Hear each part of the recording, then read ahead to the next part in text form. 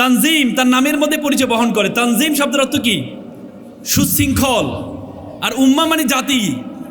যারা জাতিকে ডিসিপ্লিন এবং শৃঙ্খলা শিখায় তারা হচ্ছে তানজিমুল উম্মাহ। ছোটবেলা একটা কবিতা পড়েছিলাম যে নামের বড়াই করো না তো নাম দিয়ে কি হয়, নামের মাঝে পাবে না তো সকলের পরিচয়। আজকে তোমাদের কাছে এসে বলতে ইচ্ছে করছে যে নামের বড়াই করো তোমরা, নাম দিয়ে সব হয়, নামের মাঝে পাবে তানজিমুল উম্মাহর পরিচয়। বাংলাদেশের ইতিহাসে বাংলাদেশের মাদ্রাসা শিক্ষা ব্যবস্থায় একটা রেভলিউশন নিয়ে আসছে তানজিমুল উম্মাহ। আগে আমরা মাদ্রাসা শিক্ষা ব্যবস্থায় এককেন্দ্রিক শিক্ষা ব্যবস্থা, শুধুমাত্র অ্যারাবিক পড়ানো হতো। একসময় আমরা ইংরেজি শিক্ষাকে হারাম মনে করতাম, এই জন্য পুরো শিক্ষা ব্যবস্থাটা আমরা বামদের হাতে তুলে দিয়েছি। একসময় আমরা গণতন্ত্রকে হারাম মনে করতাম, এই জন্য রাষ্ট্র ব্যবস্থা আমরা বামদের হাতে তুলে দিয়েছি। একসময় মিডিয়াকে আমরা হারাম মনে করতাম, সেই মিডিয়া বামদের হাতে তুলে দিয়েছি। কিন্তু তানজিমুল উম্মাহর মতো শিক্ষা প্রতিষ্ঠান আমাদেরকে শিখিয়েছে আল্লাহ তাআলা সেই নির্দেশনা, ইকরা বিসমি রব্বিকাল্লাযী খলক, পড়া তোমার প্রভুর নামে, তিনি তোমাকে সৃষ্টি করেছেন। প্রথম তোমার পড়াশোনা হবে কোরআনিক নলেজ। দ্বিতীয় যে শিক্ষা, খলাকাল ইনসানা মিন আলাক, তিনি তোমাকে জমাট বাঁধা রক্ত থেকে সৃষ্টি করেছেন, মানে জীববিজ্ঞান শিখিয়েছেন। আল্লাহ বলেছেন তুমি শুধু প্রথমে তোমার নলেজ হবে ধর্মীয় নলেজ, দ্বিতীয় যে নলেজটি হবে সেটি হচ্ছে জাগতিক নলেজ। অথচ আমরা মাদ্রাসা শিক্ষা ব্যবস্থা এতদিন শুধুমাত্র ধর্মীয় নলেজের উপর এমফাসাইজ করতাম। অথচ আল্লাহ তাআলা কোরআনে বলেছেন রব্বানা আতিনা ফিদ দুনিয়া হাসানাতাও ওয়া ফিল আখিরাতি হাসানাতাও, দুনিয়া এবং আখিরাতে দুটি সমান্তরাল হাসানা চাইতে হবে আমাদের কাছে। আর তানজিমুল উম্মাহ সেই রেভলিউশন নিয়ে আসছে যে দুনিয়া এবং আখিরাতের দুটি সমন্বয় যে নলেজ, সেই নলেজের ব্যাপারে একটা এক্সাম্পল ক্রিয়েট করেছে তানজিমুল উম্মাহ। যে কোরআনের পাশাপাশি আমাকে জাগতিক নলেজ জানতে হবে, কোরআনের পাশাপাশি আমাকে জাগতিক নলেজ জানতে হবে। আজকে তানজিমুল উম্মাহ শিক্ষার্থীরা, তোমরা এখান থেকে শিখতে হবে, তোমরা এমন কিছু যোগ্যতা অর্জন করতে হবে, তোমরা এমন কিছু নলেজ অর্জন করতে হবে। আজকে আমাদের দেশে সবচেয়ে বেশি কথা হচ্ছে একটি বিষয় নিয়ে, যে শরিয়া আইন বাস্তবায়ন, শরিয়া আইন বাস্তবায়ন। কেউ বলছে কেউ শরিয়া আইন চায় না, ইসলামিক জোট করেছে বাট তারা শরিয়া আইন চায় না। আবার কেউ বলছে আমরা শরিয়া আইন চাই, তবে আমরা উদউ ইলা সাবিলি রাব্বিকা বিল হিকমা, আমরা হিকমত সহকারে চাই, আমরা হিকমত সহকারে চাই।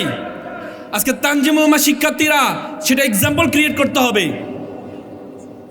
শরীয়তের শরিয়া বিধান এস্টাবলিশ করার ক্ষেত্রে শরীয়তে কিছু নিয়ম কানুন আছে, এটাকে বলে তাদাররুজ। তাদাররুজ মানে গ্রাজুয়ালিজম, মানে শরিয়া আইনের ধারাবাহিকতা। প্রথম দিনে যদি শরিয়া আইন প্রতিষ্ঠা করতে যায় তাহলে একটা বিস্ফোরণ হবে। আমাদের রাসূল আমাদের কি শিখিয়েছেন? মদিনা শিখিয়েছেন। মদিনায় মদিনা যেটা আমাদেরকে শিখিয়েছেন, পুরোপুরি ক্ষমতায় তখন ওনার ছিল না, এই জন্য মদিনা উনি একভাবে চালিয়েছেন। যখন মক্কায় পরিপূর্ণ ক্ষমতা পেয়েছেন তখন তিনি আরেকভাবে চালিয়েছেন। যদি একদিনে শরিয়া আইন বাস্তবায়ন করা যেত তাহলে আল্লাহ তাআলা 23 বছর ধরে কোরআনকে বিভিন্ন সময় অবতীর্ণ করতেন না। একদিনে হেরা গুহায় গিয়ে জিবরাইল রাসূলকে পুরো কোরআনটা দিয়ে দিতে পারতেন, কিন্তু দেন নাই। কেন দেন নাই? কারণ কোরআন তাদাররুজে বিশ্বাসী। দারাজা শব্দ অর্থ হচ্ছে সিঁড়ি। সিঁড়ি যেরকম একটা একটা করে তৈরি হয়, শরীয়তের বিধানও একটা একটা করে তৈরি করতে হবে। আল্লাহ রাসূল ইবনে আব্বাস রাদিয়াল্লাহু তাআলা আনহুর হাদিস, আল্লাহ রাসূল মুআজ ইবনে জাবালকে যখন মুআজ ইবনে জাবাল রাদিয়াল্লাহু তাআলা আনহুকে যখন ইয়েমেনে পাঠাচ্ছিলেন, তখন মুআজ ইবনে জাবাল রাদিয়াল্লাহু তাআলা আনহুকে বলেছেন, হে মুআজ, তুমি ইয়েমেনে যাচ্ছ, তারা হচ্ছে আহলি কিতাব, তোমার প্রথম কাজ হবে তুমি সেখানে গিয়ে তাদেরকে একাত্মবাদের ঘোষণা দিবা। তারা যদি একাত্মবাদটা মেনে নেয়, দ্বিতীয়ত তুমি তাদেরকে শিখাবা, নামাজের কথা বলবা। পরবর্তীতে তারা যদি নামাজও মেনে নেয়, পরবর্তীতে তুমি তাদেরকে জাকাতের কথা বলবা। তার মানে আল্লাহর রাসূল আমাদেরকে শিখিয়েছে কিভাবে গ্রাজুয়ালি শরীয়তকে এস্টাবলিশ করতে হয়। সুতরাং এখানে যারা শিক্ষার্থীরা আছো, তোমরা শুধুমাত্র ইহকালের নলেজ অর্জন করলে হবে না, সাথে সাথে জাগতিক নলেজ দুটিকে সমানভাবে যখন তুমি মাথায় নিবা, তখন তোমার কাছে শরিয়াটা অনেক বেশি ক্লিয়ার হয়ে যাবে। পারবা তো ইনশাল্লাহ? তোমাদেরকে আমি কয়েকটা পরামর্শ দিয়ে কথা শেষ করব।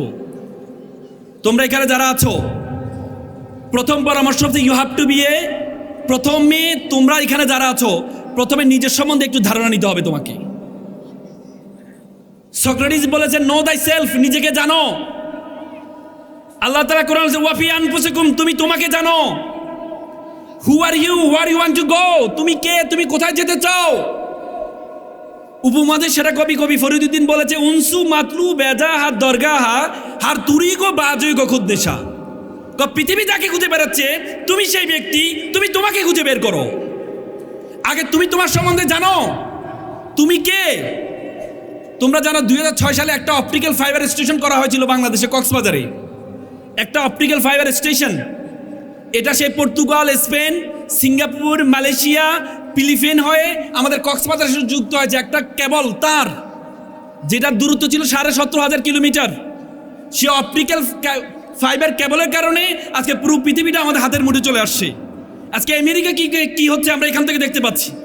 আজকে এখানে কি হচ্ছে আমেরিকা থেকে দেখতে পাচ্ছি, শুধুমাত্র অপটিক্যাল ফাইবার কেবলের কারণে।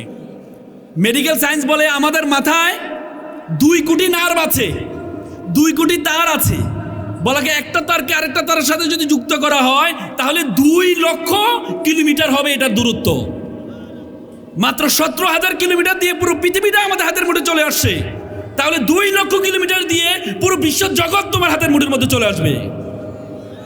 ধারণা আছে বিশ্ব জগৎ সম্বন্ধে? এই পৃথিবীর আয়তন কত বলো তো?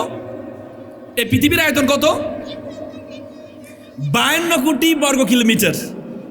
ও যে 1,47,000, তোমারটাও ঠিক তো, বাংলাদেশের 52 কোটি বর্গ কিলোমিটার। এই 52 কোটি বর্গ কিলোমিটারে 5টা মহাসাগর, 7টা মহাদেশ আছে। এই 52 কোটি বর্গ কিলোমিটারে পৃথিবীটাকে আমরা যে সূর্যটা দেখতে পাই, সূর্যের মধ্যে যদি ঢুকিয়ে দেওয়া হয় তাহলে 13 লক্ষ পৃথিবী ঢুকিয়ে দেওয়া সম্ভব। কত লক্ষ? 13 লক্ষ। সূর্য একটা নক্ষত্র। সূর্য কি নক্ষত্র। অথচ এমন একটা নক্ষত্র বিশ্ব জগতে আছে, এটার নাম হচ্ছে জুয়েস ব্যাটেল। যে নক্ষত্র, সেই নক্ষত্রের মধ্যে যে সূর্যকে ঢুকিয়ে দেওয়া হয় তাহলে 33 কোটি সূর্য ঢুকিয়ে দেওয়া সম্ভব। বুঝো না কথা? তার মানে এই পুরো বিশ্ব জগৎ, এই বিশ্ব জগতে আল্লাহ তাআলা তোমাকে বলেছে you are the noblest nation. Allah বলছে কুনতুম খায়রা উম্মাত, you are the best nation, you are the noblest nation. বলছে বিশ্ব জগতে যা কিছু আছে সব কিছু আমি তোমার জন্য সৃষ্টি করেছি। হুয়াল্লাযী খলাকালাকুম মা ফিল আরদি জামিআ, যা কিছু আছে সব কিছু আমি তোমার জন্য সৃষ্টি করেছি। আর তোমাকে আমি সৃষ্টি করেছি কিসের জন্য? ওয়া মা খলাকতুল জিন্না ওয়াল ইনসা ইল্লা লিয়াবুদুন। আর তোমাকে আমি সৃষ্টি করেছি শুধুমাত্র আমার ইবাদত। Each and everything created for you and you are created only for Almighty. তোমাকে আমাকে সৃষ্টি করছে আল্লাহর ইবাদত করার জন্য। What is the meaning of ইবাদত? What is the meaning of worship? ওয়ার্শিপের সবচেয়ে আমরা যদি মনে করতাম শুধু নামাজ রোজা ইবাদত, কিন্তু তার চেয়ে আরো বড় ইবাদত হচ্ছে কি? জ্ঞান অর্জন করা। ইসলামের প্রথম স্লোগান ছিল ইকরা, পড়ো। ইসলামের প্রথম স্লোগান হচ্ছে পড়ো। আল্লাহ কোরআনে বলছে হাল ইয়াস্তাবিল্লাযীনা ইয়ালামুনা ওয়াল্লাযীনা লা ইয়ালামুন, who knows and who doesn't know all are not same. যারা জানে আর যারা জানে না তারা এক নয়। নামাজের কথা কোরআনে 82 বার আসছে, জ্ঞানের জন্য করার কথাও কোরআনে 82 বার আসছে। এটা কাকতালীয় নয়। এই জন্য আজকে যে তোমরা পড়াশোনা করছো, মনে রাখবা পড়াশোনাও বড় ধরনের ইবাদত। শুধুমাত্র নিয়তটা ঠিক রাখবা। তোমরা যে পড়াশোনা করছো এটা সবচেয়ে বড় ইবাদত। কারণ তুমি পড়াশোনা করলে তুমি জানতে পারবে বিশ্বজগৎ সম্বন্ধে। আমরা ছোটবেলা শুনতাম যখন বলতো যে আমাদের ডান হাতে, আমাদের পুরো জীবনটা আমাদের ডান হাতে দেওয়া হবে। ছোটবেলা তখন মেমোরি কার্ড ছিল না, আমরা তখন ভাবতাম এত পুরো একটা জীবন, 70-80 বছরের একটা জীবন আমার হাতের মধ্যে কিভাবে দিবে। আমরা তখন অবাক হইতাম। এখন কি তোমরা অবাক হও? এখন অবাক হও? মেমোরি কার্ড আসার পরে আমরা বুঝতে পারছি একটা মেমোরি কার্ডের মধ্যে শত শত বছর একটা মেমোরি কার্ডের মধ্যে কি রাখা যায়। তার মানে আল্লাহ যে বলেছে 1500 বছর আগে তোমার আমলনামা আমি ডান হাতে দিব, তখন আমাদের কাছে অনেকেই নাস্তিকরা প্রশ্ন করেছে কিভাবে সম্ভব? এটা অসম্ভব, এটা অসম্ভব। ইসলামের সবচেয়ে বড়, ইসলাম বলেছে চাক্ষুষ সাক্ষী হচ্ছে পৃথিবীর সবচেয়ে বড় সাক্ষী। তখন নাস্তিকরা বলেছে, ভিডিওগ্রাফি যখন আসছে তখন নাস্তিকরা বলেছে চাক্ষুষ প্রমাণের চেয়ে তো ভিডিওগ্রাফির প্রমাণ আরো বেশি সাক্ষী, কারণ ভিডিওতে দেখা যাচ্ছে কে চুরি করছে, আর চাক্ষুষ সে তো মিথ্যাও বলতে পারে। তখন নাস্তিকরা বলেছে এটাই ঠিক, ভিডিওগ্রাফি আল্লাহ জানতো না ভিডিওগ্রাফি যে আসবে। কিন্তু এখন কি মনে হয়? এআই আসার পর আমরা বুঝতে পেরেছি যে আল্লাহ যে চাক্ষুষ প্রমাণকে বলেছে, কারণ এই ভিডিও এআই দিয়ে বানানো যায়। কারণ যিনি সৃষ্টি করেছেন তিনি তো জানেন এআই আসবেই। 1500 বছর আগে তিনি বলেছেন, তিনি জানে এআই আসবে একদিন। নাস্তিকদের এটা মিথ্যা প্রমাণিত হবে, যারা বলে ভিডিওগ্রাফি সবচেয়ে বড় প্রমাণ, এটা মিথ্যা প্রমাণিত হয়েছে। সৃষ্টি যার, আইন চলবে তার, নিয়ম তার। তিনি জানেন কখন কি আসবে, তিনি জানেন কখন কি আসবে। এজন্য তোমাকে নলেজ অর্জন করতে হবে। তুমি যদি নলেজ অর্জন করতে না পারো তাহলে তুমি কখনো মোকাবেলা করতে পারবা না, নাস্তিকদের মোকাবেলা করতে পারবা না। আমি মনে করি তানজিমুল উম্মাহ তোমাদেরকে সেই ব্যক্তি তৈরি করতে হবে যে শুধুমাত্র কোরআন হাদিসের নলেজের সাথে সাথে তার মধ্যে নলেজ থাকবে, জাগতিক নলেজ, সব ধরনের নলেজ তার মধ্যে থাকবে। পারবা তো ইনশাল্লাহ? আমি ইকবাল ভাইকে একটু আগে বলছিলাম, আপনাদের তো বিশ্ববিদ্যালয়, প্রত্যেকে বিশ্ববিদ্যালয় হওয়ার পরে তাদের স্ট্রাকচার তৈরি করে, আর আপনাদের স্ট্রাকচার তৈরি আছে, শুধু বিশ্ববিদ্যালয় ঘোষণা হওয়া দরকার। কি বলেন? আমরা কি বলতে পারি তানজিমুল উম্মাহর চেয়ারম্যান ইকবাল স্যার বিশ্ববিদ্যালয় আমরা চাই? বলো, তানজিমুল উম্মাহর ইকবাল স্যার বিশ্ববিদ্যালয় আমরা চাই। সুতরাং এই নতুন বাংলাদেশের তানজিমুল উম্মাহর মতো প্রতিষ্ঠানে যদি বিশ্ববিদ্যালয় না থাকে তাহলে তানজিমুল উম্মাহ বৈষম্য, শুধুমাত্র যার যে যোগ্যতা তাকে সেটা না দেওয়াও এক ধরনের বৈষম্য। শুধুমাত্র ঠকানো বৈষম্য না, কেউ তার যোগ্যতা আছে তাকে তাকে দিলেন না, সেটাও বৈষম্য, সেটা সবচেয়ে বড় বৈষম্য। আজকে এখানে যারা শিক্ষার্থী আছো, তোমাদের প্রথম যে গুণটা অর্জন করতে, you have to be exceptional. তোমাকে ব্যতিক্রম হইতে হবে। আগে বলা হয়তো নলেজ ইজ পাওয়ার, এখন বলে knowledge is powerless without skill. দক্ষতাবিহীন নলেজের কোনো ভ্যালু নেই। আগে বলতো it's time for GK, general knowledge, এখন বলে it's not time for GK, it's time for SK, special knowledge. 2000 সালে তুমি গুড হইলে হইতো, 2010 সালে তুমি বেটার হইলে হইতো, আর 2026 সালে তোমাকে বেস্ট হইতে হবে। তুমি যদি, তোমাকে এমন একটা গুণ অর্জন করতে হবে যেটা 10 জন থেকে তোমাকে পার্থক্য করবে। মনে রাখবা, যে সব জানে তার কোনো খাওয়া নেই, যে একটা জিনিস ভালো করে জানে তার খাওয়া বেশি। প্রাইমারি স্কুলের শিক্ষক সব সাবজেক্ট পড়ায়, বেতন পায় 20,000। একটা কলেজের শিক্ষক একটা সাবজেক্ট পড়ায়, বেতন পায় 50,000। তার মানে মনে রাখবা, এখন যোগ হচ্ছে তোমাকে যে কোনো একটা বিষয় স্পেশাল হইতে হবে, যে কোনো একটা বিষয় স্পেশাল হইতে হবে। যদি না পারো, মনে রাখবা, তুমি যদি ব্যর্থ হও পুরো পৃথিবীর সাথে তোমাকে অ্যাডজাস্ট হইতে হবে। আর তুমি যদি সফল হও পুরো পৃথিবী তোমার সাথে অ্যাডজাস্ট করবে। ব্যর্থ হইলে সুটেড বুটেড মানুষের কাছে একটা পরিহাস, আর সফল হলে ছেঁড়া পাঞ্জাবি একটা ইতিহাস হবে। সিংহাসন দরকার নাই, সিংহাসন চাইবা না, সিংহ হও, যেখানে বসবা সেটাই সিংহাসন হয়ে যাবে। তোমাদের মাদ্রাসা শিক্ষার্থীদের মধ্যে একটা সবসময় একটা মানসিকতা যে আমি হুজুর, আমার মানুষ হুজুর বলে, এই জন্য মানসা পড়তে ইচ্ছা করে না। আমাকে বাচ্চারা বলে, কয় শুধু মানসা পড়তে ইচ্ছা করে, শুধু মানুষ হুজুর বলে। আরে হুজুর, হু ওয়াজ দ্য হুজুর? হু ওয়াজ দ্য ফার্স্ট হুজুর in the history of the world? পৃথিবীর সেরা মানব তিনি ছিলেন হুজুর। আর তুমি মন খারাপ করো। মাদ্রাসা, মাদ্রাসা মানে জানো, মিম মানে মিম ফর মক্কা এন্ড মদিনা, দাল ফর দার্স শিক্ষা, রা ফর রহমত, সিন ফর সাকিনা। যে নলেজের মধ্যে, যে নলেজটা কোরআন মক্কা এবং মদিনার নলেজ, যে নলেজের মধ্যে রহমত এবং সাকিনা আছে, সেটাই হচ্ছে মাদ্রাসার নলেজ।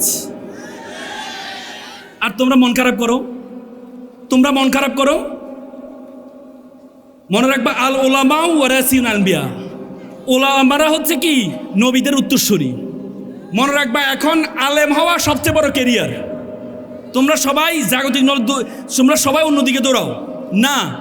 মনে রাখবা, বাংলাদেশের এখন আইকনিক ফিগারে পরিণত হয়েছে আলেমরা। এক একটা আলেম একটা আইকনিক ফিগার। বাংলাদেশে কোনো ধরনের সমালোচনার ঊর্ধ্বে যদি কোনো ব্যক্তি খোঁজো, তাহলে তুমি আলেমদেরকে খুঁজতে হবে। মিজানুর রহমান আজহারি, আহমদুল্লাহ হুজুররা আইকনিক ফিগারে পরিণত হয়েছে। তো সুতরাং তোমরা হুজুর হইলে লজ্জা পাওয়ার কিছু নেই। এখন যুবকদের আইকনে পরিণত হয়েছে, যুবকদের আইকনে পরিণত হয়েছে। ওই দিন একজন নায়িকাকে বলা হচ্ছিল, বলে যে ইসলামী দল যদি ক্ষমতা চলে আসে, আপনি কাকে ক্ষমতা চান? আমি চাই ইসলামী দল। ইসলামী দল ক্ষমতা আসলে তো আপনি যেভাবে পোশাক পরেন এটা পড়তে পারবেন না। সে কি উত্তর দিল জানেন? সে বলেছে, আমি চাই আমার মতো ব্যক্তিকে, ওরা ক্ষমতা এসে আমার মতো ব্যক্তিকে শাসন করুক, শাসন করলে আমি পরিবর্তন হয়ে যাব। আল্লাহু আকবার, আল্লাহু আকবার। কি চাও? কি চাও তোমরা? আলেমরা আজকে প্রত্যেকটা যুবক যুবতীর একটা আইকনিক ফিগারে পরিণত হয়েছে। আলেমরা তো শুধু আলেম হইতে হবে, তোমাদেরকে আলেম হইতে হবে, নিজেদেরকে ছোট ভাববা না। আমাকে বলো তো, সিংহ বনের রাজা কেন বলো তো? সিংহ বনের রাজা কেন বলো তো? সিংহ কি জিরাফের মতো দেখতে বড়? হ্যাঁ, জিরাফের মতো, হাতির মতো মোটা? তাহলে সিংহ বনের রাজা এই জন্য, কারণ সিংহ নিজেকে রাজা মনে করে। আমি কয়েকদিন আগে আফ্রিকা গিয়েছিলাম, পৃথিবীর সবচেয়ে বড় সাফারি, মাসাই মারা সাফারি, প্রায় 500 কিলোমিটার দূরে। সেটাতে আমি একটা ল্যান্ড ক্রুজার গাড়ি নিয়ে, প্রোটেক্টেড গাড়ি নিয়ে আমরা একবারে ভিতরে, বনের ভিতরে গিয়েছি, যে কিভাবে সিংহরা কাজ করে, প্রাণীগুলো কাজ করে।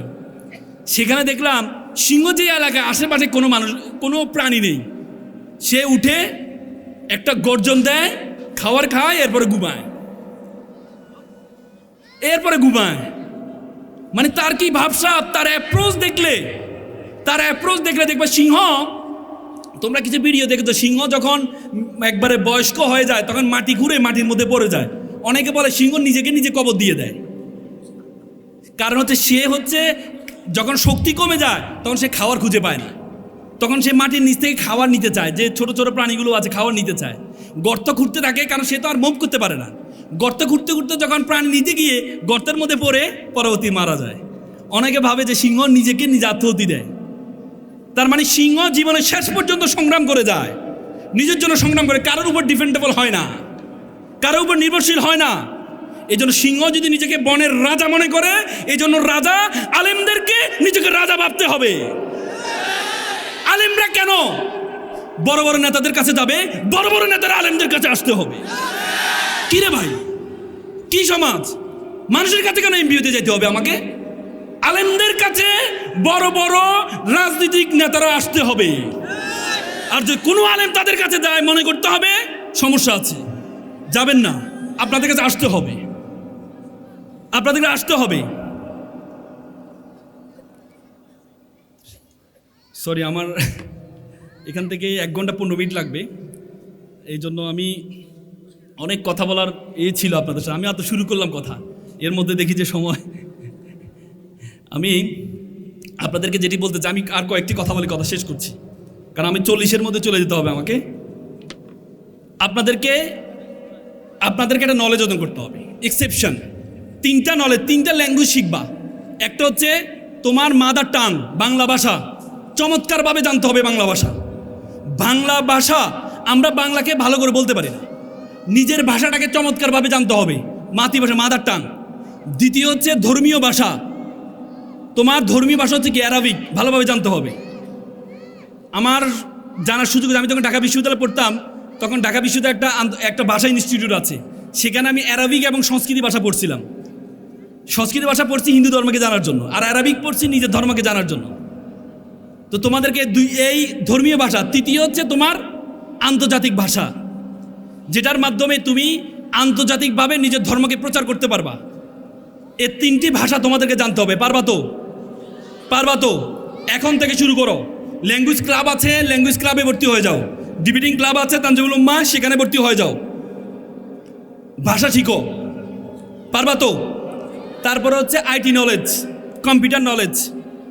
মনে রাখবা, আগামী বিশ্ব একটা গবেষণা আছে, 40 লক্ষ ড্রাইভার তার চাকরি হারাবে, 30 লক্ষ শিক্ষক তার চাকরি হারাবে, কারণ এখন এআই শিক্ষক বের হচ্ছে। 30 লক্ষ ব্যাংকার তার চাকরি হারাবে। এখন আর ব্যাংকগুলো কর্মকর্তা দিয়ে চলবে না।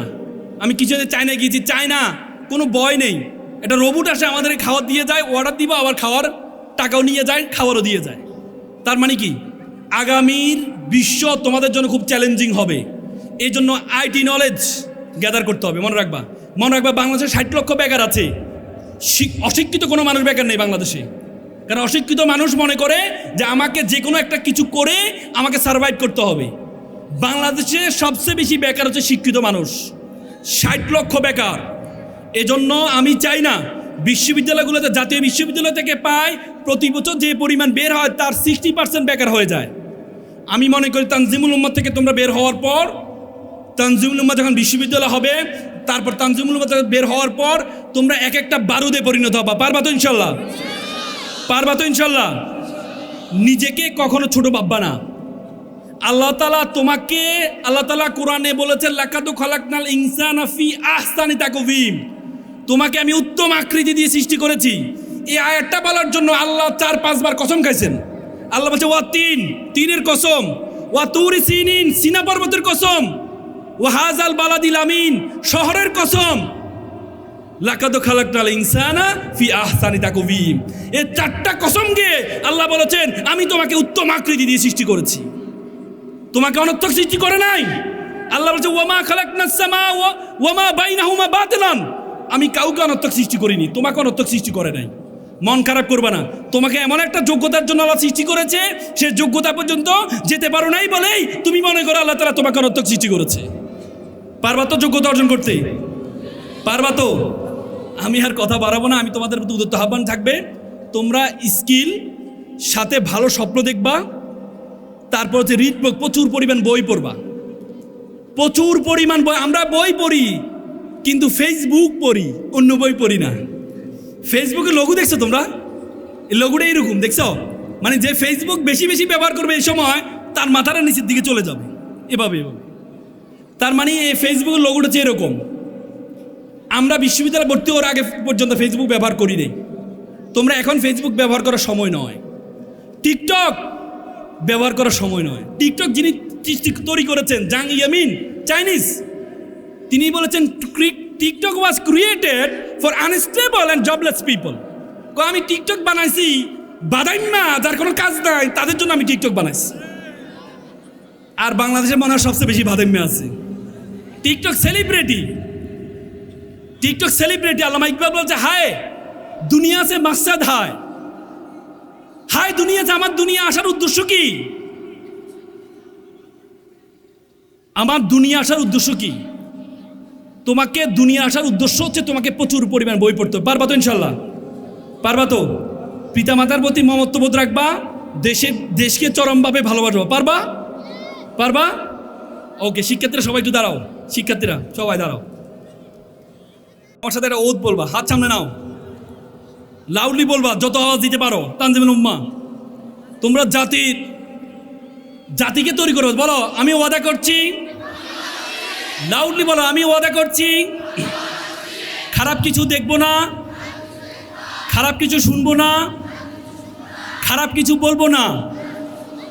যে মুখে ডাকি মা, সে মুখে মাদক না।